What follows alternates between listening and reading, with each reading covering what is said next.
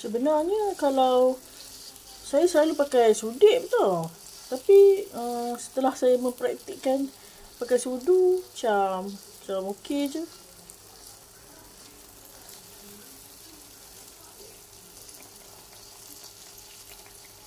Dia letak garam je.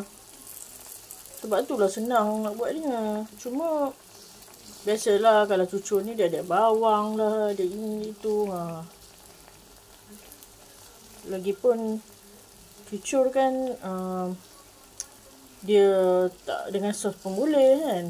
Tapi tu lah kadang-kadang malas dah jemu juga buat cucur. Ni macam nipis jugalah ni. Dia boleh rasa kat sini.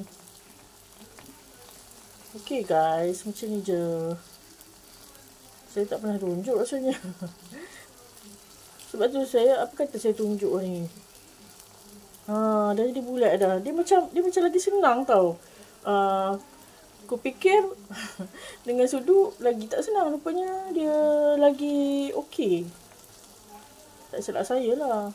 Sebab saya tengok pada yang tadi dengan yang ni. Dia macam tepek kita jadi comel tau. Pandai je. Okay guys. Macam ni kan. Bawah dia ada tepung ni. Saya nak letak air lagi ni.